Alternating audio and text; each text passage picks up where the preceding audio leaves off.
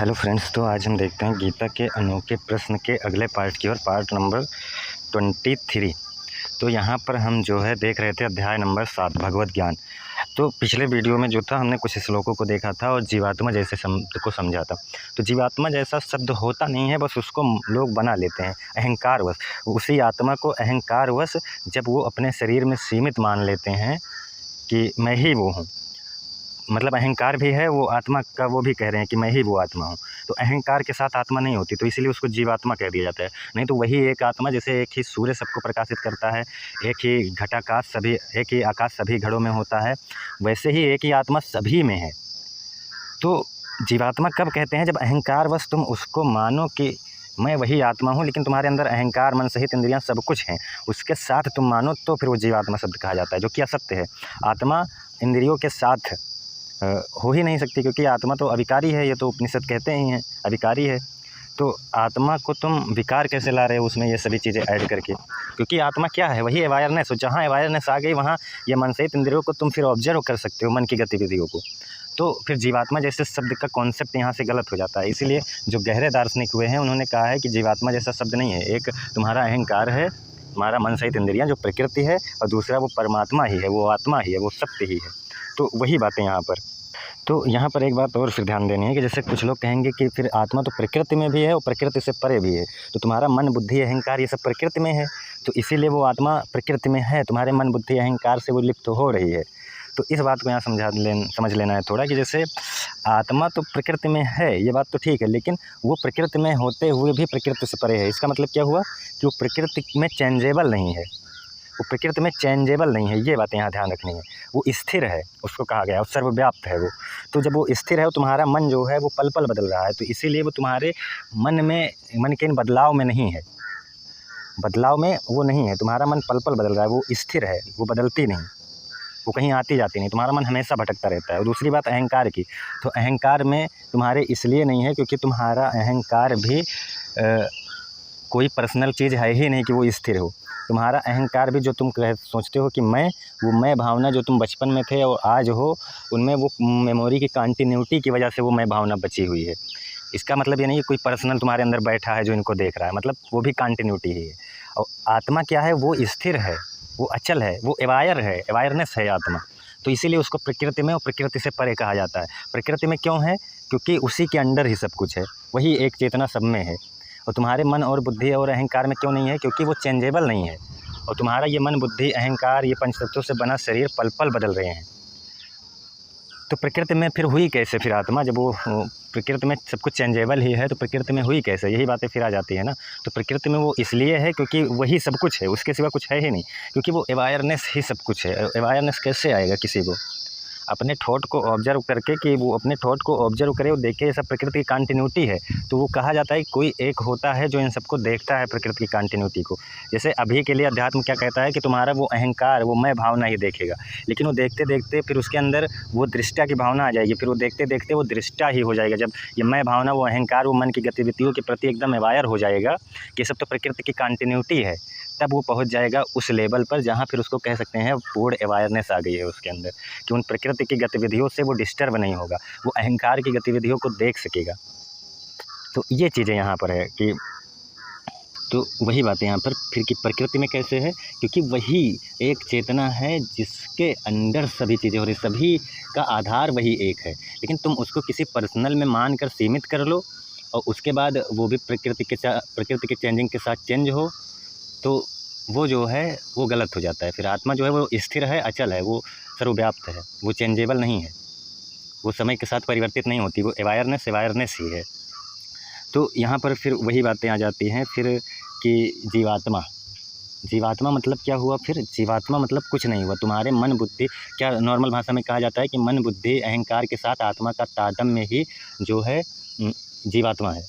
तो आप खुद सोचो, आत्मा अवेयरनेस में कैसे ये सभी चीज़ें आ जाएंगी? वो क्यों कहा गया है? क्योंकि वही आत्मा जब सब जगह है, सभी में है, तो वो तुम्हारे मन, बुद्धि, अहंकार के साथ तुम उसको तारतम्य कर रहे हो, वो है तो सभी जगह। तुम्हारे शरीर में भी वही एक आत्मा है, लेकिन वो एक आत्मा जैसे एक सूर्य सभी जगह है, वैसे वही एक आत्मा है जो तुम्हारे शरीर में भी और सब शरीरों में भी है। लेकिन तुम अहंकार वश उसको मन, बुद्धि से जोड़ कर तुम अपने शरीर में सीमित करते हो, जो कि असत्य है बिल्कुल। तो इसीलिए जीवात्मा का कॉन्सेप्ट ही असत्य हो जाता है, क्योंकि तुम उस परम चेतना को एक शरीर में सीमित कर रहे हो। वो है तो तुम्हारे शरीर में, लेकिन वो सीमित नहीं है, वो भ्रम है तुम्हारा। तो जीवात्मा भ्रम होता है, इसलिए ज्ञानियों ने कहा है जीवात्मा भ्रम है। तुम्हारे मन बुद्धि अहंकार के साथ आत्मा का पहली बात तादात्म्य नहीं होगा, और तुमने कर भी लिया है यदि, वो जो बनाया गया है वो तुम्हारा अहंकार ही है, और वो जो है भ्रम है। जब तुम्हें पूर्णता का ज्ञान होगा, सच्चाई का ज्ञान होगा, तो पता चलेगा कि वो आत्मा तो, वो परम चेतना तो पूर्ण है, वो तो कभी बंधी ही नहीं थी। तुम्हारे अहंकार ने उसको बांध लिया था। मतलब बांध लिया था, इसका मतलब ये नहीं कि सच में तुम्हारे अंदर फिर कोई आत्मा है, वो परम चेतना नहीं, तुम्हें उसी को तो ऑब्जर्व करना है। तो वही एक परम चेतना सभी जगह है। जीवात्मा जैसे कॉन्सेप्ट यहाँ ही गलत हो जाते हैं, क्योंकि आत्मा अविकारी है। उपनिषद कहते हैं वो पूर्ण है, और तुमने शरीर में उसको सीमित किया। मान लो तुम्हारे शरीर में भी वो पूर्ण है, लेकिन वो पूर्ण क्यों तुम्हारे शरीर में कहा गया है? क्योंकि वो सभी जगह पूर्ण है, वो एक ही है और पूर्ण है, और तुम उसको अलग अलग बांट दे रहे हो। यही चीज़ें यहाँ गलती हो जाती है अपने अहंकारवश, तो उसी को जीवात्मा बना दे रहे हो। तो जीवात्मा जैसे शब्द जो है वो हमेशा कन्फ्यूजन में डालते हैं। तो यहाँ पर यही समझ लेना कि जीवात्मा मतलब अहंकार ही होता है तुम्हारा, मन बुद्धियों के साथ तुम्हारे आत्मा का तादात्म्य, जो कि हो ही नहीं सकता, क्योंकि वो परा प्रकृति है और ये अपरा प्रकृति है। तो दोनों कहाँ मिक्स होंगे? आत्मा तो अवेयरनेस क्या है? अवेयरनेस तुम्हारी प्रकृति से ही आएगी तुमको, लेकिन प्रकृति के थॉट को से परे जाने पर आएगी। मतलब आप थॉट को ऑब्जर्व करोगे तब, या फिर तुम अहंकार ही रहोगे या फिर आत्मा ही रहोगे, लेकिन ये बीच में जीवात्मा नहीं रहोगे तुम। जीवात्मा मतलब अगर जीवात्मा तुम्हें मानना ही है तो जीवात्मा मतलब वो इसी शरीर को ही मानो, तुम्हारी प्रकृति ही। जीवात्मा मतलब प्रकृति ही है, फिर वो इधर उधर आ जाएगी नहीं, फिर उसमें गलत, उसमें मत समझना। जीवात्मा मतलब अगर तुम तादात्म्य में बना ही रहे हो आत्मा का प्रकृति के साथ, पहली बात तो असत्य है, और तुम बना ही रहे हो तो वो तुम्हारे शरीर तक ही सीमित है। और दूसरी बात ये कि वो फिर प्रकृति का ही हिस्सा हो जाएगी जीवात्मा। जीवात्मा प्रकृति ही है फिर, क्योंकि वो तुम्हारा अहंकार और मन ही है, क्योंकि आत्मा कभी इधर उधर हो ही नहीं सकती, आत्मा कभी विकार उसमें आ ही नहीं सकता। तो वही बात है यहाँ पर, और वो पूर्ण है। पूर्ण वाला इस लोग क्यों कन्फ्यूज कर रहा है? क्योंकि तुम मानोगे कि जैसे आत्मा सभी जगह है, हमारे शरीर में भी फिर है, और हमारे शरीर में भी वो पूर्ण है। वो तुम्हारे शरीर में पूर्ण क्यों है? क्योंकि वो पूर्ण ही होती है, चाहे जहाँ पर भी हो, वो पूर्ण ही होती है। उपनिषद जो कहते हैं कि ओम पूर्णा पूर्णमिदं पूर्णमुदच्यते, इसका मतलब यही है कि वो आत्मा अपूर्ण कभी नहीं हुई, उसको कभी कुछ चाहिए नहीं, वो हमेशा पूर्ण ही है। लेकिन तुम जो मन बुद्धि के साथ उसको लिंक करके फिर ये वो कर रहे हो, जीवात्मा बना रहे हो। अगर तुम बना भी लिए जीवात्मा मन बुद्धि के साथ जोड़कर, पहली बात तो असत्य है, और जोड़ भी लिए तो वो प्रकृति का ही हिस्सा हो जाएगा। फिर ये चीज़ें मान लो, जीवात्मा प्रकृति ही है। और उधर फिर जाओगे गीता में तो जीवात्मा, अक्षर पुरुष, ये सभी जो हैं फिर ये प्रकृति का हिस्सा है। इसलिए भगवान कहते हैं कि वो आत्मा जो है इन तीनों से परे वो पुरुषोत्तम कहा गया है। मतलब इन दोनों से, मतलब क्षर और अक्षर से, क्योंकि क्षर अक्षर प्रकृति का हिस्सा हो गया, तो इन दोनों से परे जो है वो आत्मा है। ये चीज़ें यहाँ पर समझनी है। 15 नंबर अध्याय में देख लेना, ये जो अक्षर पुरुष है वही जीवात्मा है, और उससे परे उस आत्मा को कहते हैं। मतलब ये सब प्रकृति का हिस्सा है तुम, क्योंकि जीवात्मा जैसा है यही नहीं है भी तो वो तुम्हारा अहंकार है। बस जीवात्मा को लेकर कन्फ्यूज मत होना, क्योंकि यही दिक्कत करेगा, क्योंकि गीता का कोर इसी में छिपा है। जीवात्मा मतलब प्रकृति समझो, प्रकृति मतलब कंटिन्यूटी समझो, बस प्रकृति में कंटिन्यूटी है, नित्यता नहीं है, निरंतरता है प्रकृति में। तो बस यही चीज़ें, जीवात्मा मतलब तुम्हारा अहंकार बुद्धि, वो आत्मा के साथ तादात्म्य हो ही नहीं सकता, क्योंकि वो अविकारी है। और तुमने कर भी लिया तो चलो वो प्रकृति है, क्योंकि तुम्हारा अहंकार ही है वो आत्मा, क्योंकि उसमें कोई विकार नहीं आएगा। तो खैर हम आगे कुछ श्लोकों को समझेंगे, क्योंकि नहीं तो यही बताने में पार्ट बड़ा हो रहा है। कहते हैं उत्तम कर्म करने वाले अर्थात ही मतलब सांसारिक पदार्थों के लिए भजन करने वाले, और आर्थ मतलब संकट निवारण के लिए भजन करने वाले, जिज्ञासु मेरे को यथार्थ रूप से जानने की इच्छा से भजने वाले, और ज्ञानी, ऐसे 4 प्रकार के भक्तजन मुझको भजते हैं। भगवान कृष्ण कह रहे हैं कि 4 तरह के भक्तजन मुझको भजते हैं। एक क्या, जो सांसारिक पदार्थों के लिए भजते हैं, मतलब जो कुछ मांगते रहते हैं इच्छाओं के लिए अपने, और दूसरा जो है जो वो भी इच्छा ही समझो एक हिसाब से, लेकिन जो अपने संकट को दूर करने के लिए भगवान को भजते हैं, और तीसरा जो भगवान को जानने के लिए उनको भजते हैं, जिसको जिज्ञासु कहते हैं कि भगवान हमें मिल जाएँ, और चौथा जो है ज्ञानी है वो। और उसके बाद कहते हैं कि उनमें नित्य मुझ में एक ही भाव से स्थित अनन्य प्रेम भक्ति वाला ज्ञानी भक्त अति उत्तम है, क्योंकि मुझको तत्व से जानने वाले ज्ञानी को मैं अत्यंत प्रिय, और ज्ञानी मुझे अत्यंत प्रिय है। अब यहाँ पर कह रहे हैं कि जो प्रेम भाव से भजने वाला ज्ञानी है वो भक्त मुझे अति उत्तम है, क्योंकि वो मुझे तत्व से जानता है। देखो यहाँ पर तत्व से जानना मतलब क्या, कि खुद ही अवायर होना, खुद के थॉट को ऑब्जर्व करके समझना कि सब कुछ तो वही चेतना ही है, सब कुछ वही परम चेतना है, अवायरनेस है, ये सब तो प्रकृति की कंटिन्यूटी चल रही है। भगवान कृष्ण कह रहे हैं कि वही मुझे प्रिय है, क्योंकि वो मेरा ही रूप है, क्योंकि वो मैं ही हूँ। उसके बाद कहते हैं ये सभी उदार हैं, परंतु ज्ञानी तो साक्षात मेरा स्वरूप है। वही बात की जो मुझे तत्व से जानता है ज्ञानी, वो तो मेरा ही स्वरूप है। ऐसा मेरा मत है, क्योंकि वह मदगत मन बुद्धि वाला ज्ञानी भक्त अति उत्तम गति स्वरूप मुझ में ही अच्छी प्रकार स्थित है। कितनी बड़ी बात कि जो अवेयरनेस को प्राप्त हो जाता है वो तो मेरा ही स्वरूप है, क्योंकि वो मुझ में ही स्थित है, मैं वही हो गया, वो मैं ही हूँ, क्योंकि वो प्रकृति की कंटिन्यूटी को देख सकता है। और वो ज्ञानी मुझे अत्यंत प्रिय है, क्योंकि वो मैं ही हूँ और मुझ में उसमें कोई डिफरेंस नहीं, उसका अहंकार खत्म, वो देख रहा है, वो अवायर हो गया इन थॉट के प्रति, वो कृष्ण ही बन गया, वो परम चेतना ही हो गया, बन नहीं गया, वो था, बस उसके अंदर एक धूल पड़ गई थी कि वो प्रकृति है, अब वो धूल हट गई और वो वही बन गया, वही हो गया, मतलब परम चेतना ही। उसके बाद कहते हैं बहुत जन्मों के अंत के जन्म में तत्व ज्ञान को प्राप्त पुरुष सब कुछ वासुदेव हुआ है, इस प्रकार मुझको भजता है वह परमात्मा अत्यंत दुर्लभ है। वह महात्मा मतलब जो तत्व से जानने वाला पुरुष है बहुत जन्मों के अंत में, मतलब बहुत बार लोभ मोह ईर्ष्याओं में फंसकर बार बार उसका अहंकार इधर उधर हार कर तो फिर जो है वो तत्व से जानने की कोशिश करता है कि आखिर ये विचार, ये मन के थॉट, ये सब हैं क्या, मुझे क्यों ये सब तंग कर रहे हैं। उसके बाद फिर वो उन थॉट को ऑब्जर्व करता है और वो अवेयरनेस को प्राप्त होता है। तो वही कह रहे हैं कि तत्व ज्ञान को प्राप्त पुरुष सब कुछ वासुदेव ही है, मतलब सब कुछ वही परम चेतना है, सब कुछ वही कृष्ण है, इस प्रकार भजता है वह महात्मा अत्यंत दुर्लभ। ऐसे तत्व से जानने वाले योगी जन अति दुर्लभ हैं, क्योंकि लोग उन्हीं 3 प्रकार के होते हैं जो शुरू में बताया कि कोई संकट निवारण के लिए भज रहा है, कोई पदार्थों के लिए भज रहा है, इच्छाओं के लिए भज रहा है कोई, और एक और बताते हैं कि कोई मुझे यथार्थ रूप से जानने की इच्छा वाला मुझे भज रहा है, क्योंकि उसमें भी जानने की इच्छा है, इसलिए वो इच्छा की वजह से ही वो गलत है, क्योंकि जब तक इच्छा है तब तक भगवान नहीं है उसके लिए, क्योंकि उसके मन की कल्पनाएं हैं। मैंने एक वीडियो में बताया था विराट स्वरूप वाले में कि जो भक्तों को दर्शन होते हैं भगवान के, वो दर्शन नहीं है, उसको कोई परमात्मा का अनुभव तक नहीं हो रहा है, वो उसके मन की बनाई हुई कल्पनाएँ हैं, इच्छाएँ हैं उसके मन की खुद की बनाई हुई इमेज ही उसको दर्शन दे रही है, मतलब खुद क्या ही मन उसको दर्शन दे रहा है। तो वही बात है यहाँ पे।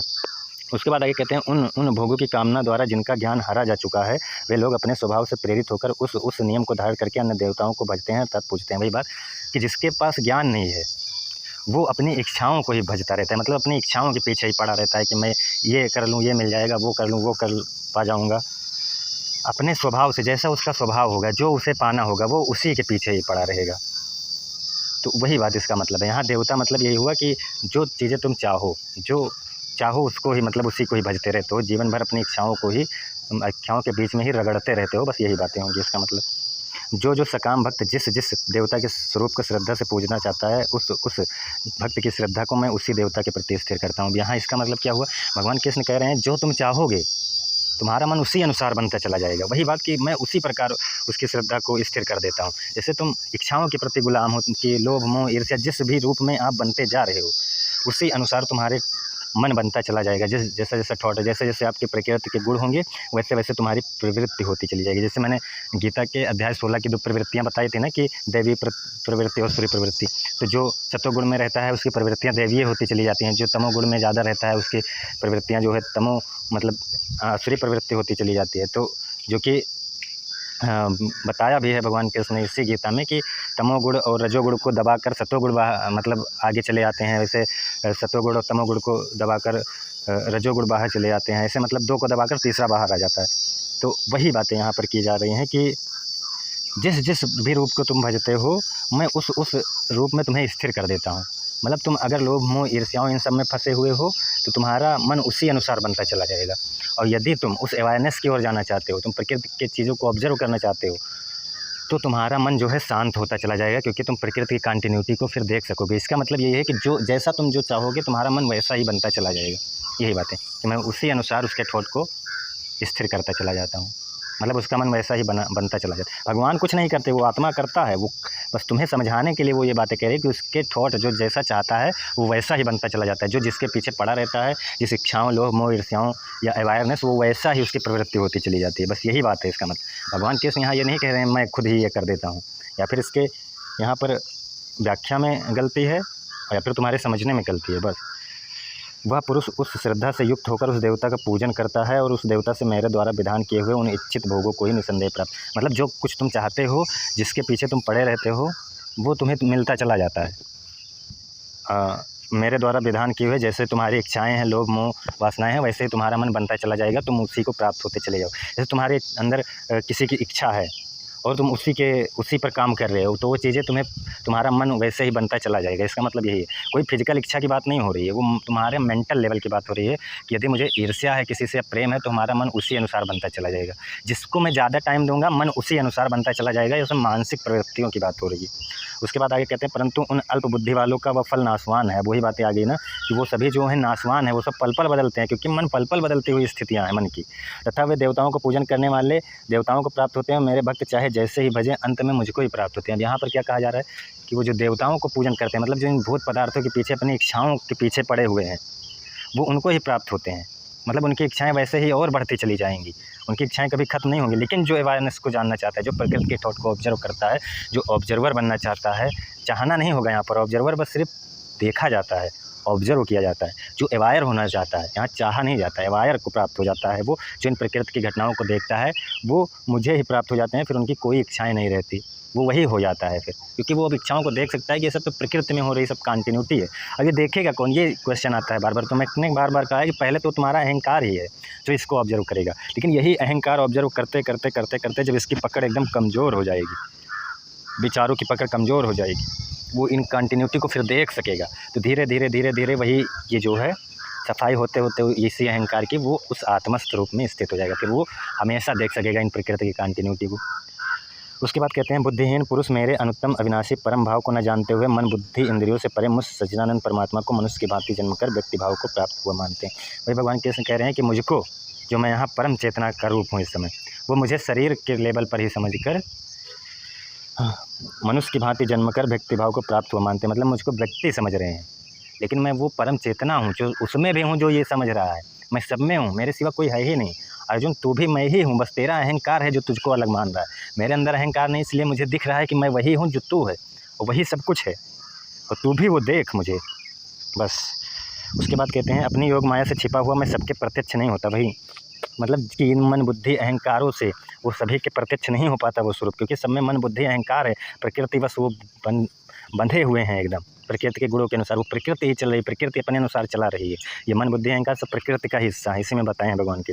इसलिए अज्ञानी जन समुदाय मुझ जन्म रहित अविनाशी परमेश्वर को नहीं जानता, अर्थात मुझको जन्मने मरने वाला समझता है। मतलब वही कह रहे हैं कि उस परम चेतना को वो लोग नहीं जान पाते, और वो समझते हैं कि वो परम चेतना जो अवेयरनेस है वो भी जन्मने मरने वाली है। वो शरीर लेवल पर सोचते हैं, क्योंकि वो सभी प्रकृति लेवल पर देख रहे हैं ना, भगवान कृष्ण का शरीर देख रहे हैं, वो अवेयरनेस नहीं देख रहे हैं। मतलब यहाँ पर भगवान कृष्ण खुद को ये नहीं बता रहे हैं कि मैं ये हूँ, वो ये कह रहे हैं कि जो अवेयरनेस है वो सभी जगह है, वो सब में है, वो न जन्मती है न मरती है, वो आत्मा है। वो अपने शरीर की बातें नहीं कर रहे हैं। अर्जुन को वो यही समझा रहे हैं, वो सत्य का ज्ञान दे रहे हैं कि जो प्रकृति में उलझा हुआ है वो प्रकृति के थॉट को ऑब्जर्व करे, बस इस प्रकृति को ऑब्जर्व करे कि वो मोह उसे कहाँ से आया है, जो वो युद्ध करने से पीछे हट रहा है।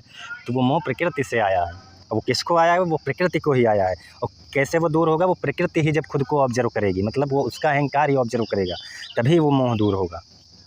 क्योंकि वो मोह सब कुछ प्रकृति का हिस्सा है, प्रकृति मतलब जो दूसरों ने दे दिया, मेरा तो कुछ है ही नहीं वहाँ।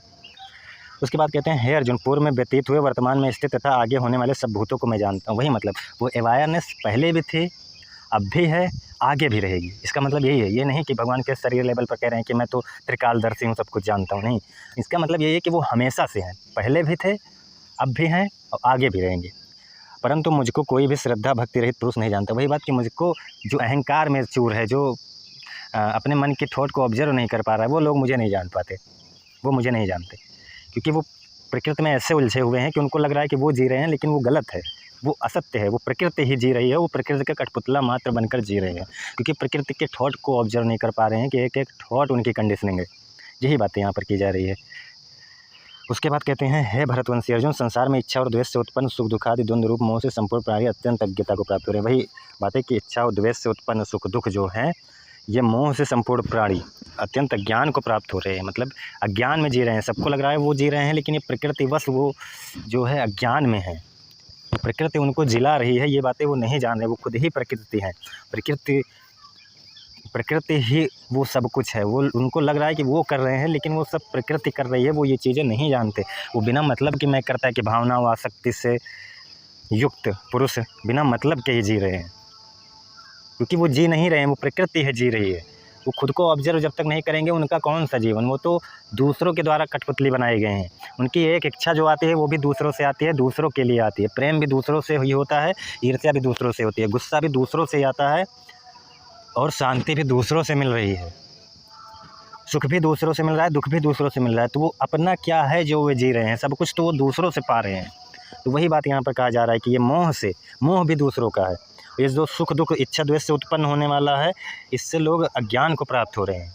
मतलब वो खुद जी ही नहीं पा रहे हैं, मतलब अज्ञान में। अज्ञान मतलब क्या, वो मैं करता है कि भावना रखना। उनको लग रहा है कि वो ही कर रहे हैं, ये नहीं समझते कि यहाँ प्रकृति वश सब कुछ खुद ही हो रहा है। उसके बाद कहते हैं परंतु निष्काम भाव से श्रेष्ठ कर्मों का आचरण करने वाले जिन पुरुषों का पाप नष्ट हो गया है, वे राग द्वेष जनित द्वंद्व रूप मोह से मुक्त दृढ़ निश्चय भक्त मुझको सब प्रकार से बचते हैं। वही बात है जिसमें मैं करता की भावना नहीं है, जो निष्काम भाव से श्रेष्ठ कर्म कर रहे हैं। श्रेष्ठ कर्म मतलब वो देख रहे हैं कि वो ये देख सकते हैं कि ये प्रकृति है, प्रकृति के गुणों के अनुसार कार्य हो रहा है, मैं इन सब का दृष्टा हूँ, मैं सत्य हूँ। और जिनके अब जो ऐसे पुरुष हैं वे दृढ़ निश्चय होकर सब प्रकार से मुझको ही प्राप्त होते हैं, मुझको ही बचते हैं। वो मैं ही हो जाता हूँ, फिर मैं वो एक ही है जिसमें मैं कर्ता की भावना या आसक्ति का ना होना होता है, वो मैं ही हो जाता हूँ। वही बात है। उसके बाद कहते हैं जो मेरे शरण होकर जरा और मरण से छूटने के लिए यत्न करते हैं, वे पुरुष उस ब्रह्म को, संपूर्ण अध्यात्म को, संपूर्ण कर्म को जानते हैं। वही बात कह रहे हैं जो मेरे शरण होकर, मतलब जो निष्काम भाव को समझते हैं, जो मैं कर्ता की भावना जिसके अंदर ना हो, ऐसे जो पुरुष हैं तो जन्म मृत्यु से तो वैसे ही छूट जाते हैं, क्योंकि अब उनका शरीर की तो डेथ होगी, उस शरीर की डेथ होगी, लेकिन वो शरीर वो नहीं है, ये चीज़ वो जान रह जाते हैं, वो एवायर है। ये सब प्रकृति की कंडीशनिंग है, ये शरीर वरीर सब कुछ। तो यत्न करते हैं वे पुरुष ब्रह्म को, संपूर्ण अध्यात्म को, संपूर्ण कर्म को जानते हैं। ये कर्म क्या है, अध्यात्म क्या है? अध्यात्म भी वही है, मैं कर्ता की भावना ना होना, बाकी सब बकवास है, आसक्ति का ना होना, यही कर्म है। और उस ब्रह्म को, ब्रह्म भी वही है जो अकर्ता है, जो सर्वव्याप्त है, जो स्थिर है, जो अचल है, तो उसके सिवा कुछ है ही नहीं। वही बातें। उसके बाद कहते हैं जो पुरुष अधिभूत और अधिदेव सहित तथा अधियज्ञ सहित सबका आत्मस्वरूप, मतलब सब में मुझे अंतकाल में भी भजते हैं, वे युक्त चित्त वाले पुरुष मुझे जानते हैं, अर्थात मुझे प्राप्त होते हैं। मतलब जो हमेशा मुझको भजते हैं, मतलब जो हमेशा वायर की ओर जाना चाहते हैं, उनका अहंकार खत्म होने पर वो मेरा स्वरूप ही हो जाते हैं। बस इसका यही मतलब है। तो यहाँ पर जो मैंने शुरुआत की थी कि जीवात्मा जैसे सब, तो जीवात्मा शब्द यहाँ पर उसी लिए बड़ा इंपॉर्टेंट रोल अदा करता है कि जीवात्मा जैसा कुछ है नहीं, तुम उसको मिक्स कर रहे। जीवात्मा यदि तुम मान भी रहे हो तो उसको प्रकृति का ही हिस्सा मानना, क्योंकि आत्मा मिक्स होगी नहीं। अगर तुम मिक्स भी कर रहे हो मन बुद्धि सहित तो वो प्रकृति है फिर, क्योंकि प्रकृति, परा प्रकृति और अपरा प्रकृति, दो ही प्रकृति होती है। तो अपरा में जो है मन बुद्धि अहंकार आ जाता है, और परा में जो है वो वही परम चेतना आ जाती है। एक तरफ तो कहा जाता है दोनों मिक्स नहीं होती, ये बातें, और एक तरफ ये भी कहा जाता है कि यदि दोनों को तुमने मिक्स कर लिया, क्योंकि अविकारी है आत्मा, अगर तुमने मिक्स भी कर लिया तो चलो जीवात्मा तुमने बना लिया, लेकिन वो जीवात्मा फिर जो है वो तुम्हारे शरीर में सीमित चेतना तुमने सीमित किया है, वो सीमित है नहीं, तो वो प्रकृति का हिस्सा हो जाएगी। क्योंकि जब तुम्हारा मन बुद्धि अहंकार लगातार चेंज हो रहा है तो तुम्हारे अनुसार वो जो तुमने चेतना सीमित मान ली है वो भी वही समझो फिर प्रकृति का ही हिस्सा है। 3 लेवल पर प्रकृति को नहीं बांटा, मतलब इसको नहीं बांटा गया, 2 ही बांटा गया, एक प्रकृति, एक परा प्रकृति, एक अपरा प्रकृति। प्रकृति को 2 ही लेवल पर बांटा गया है। तो वो जो परम चेतना है, जो परा प्रकृति है, वही सत्य है। और वो जो है वो, ये एक बात यहाँ ज़रूर कन्फ्यूज करती है कि वो आत्मा या अवेयरनेस वो प्रकृति में भी है, प्रकृति से परे। इसलिए मैं उसको बार बार कहता हूँ प्रकृति में कैसे है, क्योंकि तुम वही हो, बस तुम भूल गए हो। और प्रकृति में क्यों नहीं है, क्योंकि वो इनचेंजेबल में नहीं है। प्रकृति के हर चेंजेबल में वो नहीं है, वो स्थिर है, वो चेंज नहीं होती। मतलब चेंजेबल में है लेकिन वो स्थिर है, वो चेंज खुद नहीं होती। चेंज क्या हो रहा है, चेंज प्रकृति हो रही है। तो तुम्हारा मन बुद्धि अहंकार जो चेंज हो रहा है वो प्रकृति है, और वो इसमें होते हुए भी इनसे परे है, क्योंकि वो चेंज नहीं होती। बस यही बात है। तो जीवात्मा को लेकर कन्फ्यूज मत होना। जीवात्मा मतलब अगर तुम मान भी रहे हो तो वो प्रकृति ही मान लेना, क्योंकि तुमने उस चेतना को तुम सीमित मान रहे हो जो कि है ही नहीं, तुम शरीर में सीमित कर रहे हो जो कि असत्य है बिल्कुल। तो वही बात है, फिर जीवात्मा नहीं तो कन्फ्यूज करेगा ये। बस आज के लिए इतना ही, धन्यवाद।